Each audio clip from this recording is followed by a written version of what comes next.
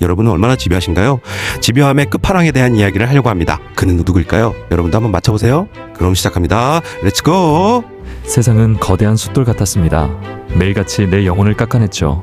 숨을 쉬려 해도 폐부 깊숙이 매연만 차오르던 날들. 그때마다 저는 펜을 쥐었습니다. 이 지독한 현실을 이길 방법은 오직 하나. 세상이 본 적 없는 가장 아름다운 세계로 도망치는 것뿐이었으니까요. 1963년 애니메이션 회사에 취직했을 때 저는 제가 영웅이 될 줄 알았습니다. 하지만 그곳은 꿈을 만드는 공장이 아니라 꿈을 분쇄하는 도살장이더군요. 12시간의 강제 노동, 헐값에 팔려나가는 상상력. 제게 남은 건 창의성이 아니라 기계 부품처럼 반복되는 비참한 손놀림 뿐이었습니다.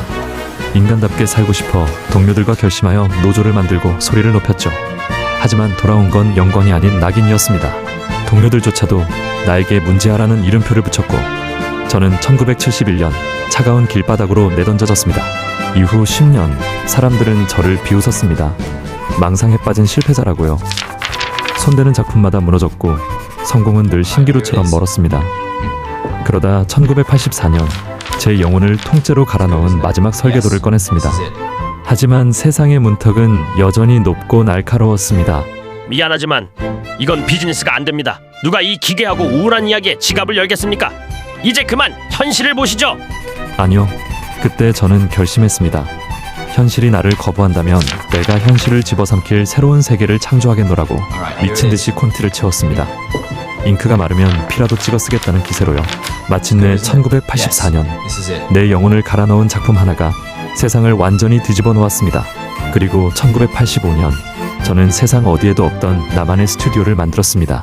누구도 내 상상에 가이드라인을 칠 수 없는 오직 진실한 꿈만이 숨쉬는 요새를요. 사람들은 묻습니다. 왜 그렇게 자신을 괴롭히며 그림을 그리느냐고. 저는 웃으며 답합니다. 창작은 저주받은 고통입니다. 하지만 그 고통만이 우리를 인간답게 만듭니다. 지금 현실이 당신을 짓누르고 있나요? 도망치고 싶다면 비겁하게 숨지 마십시오. 대신 당신만의 세계를 건설하십시오.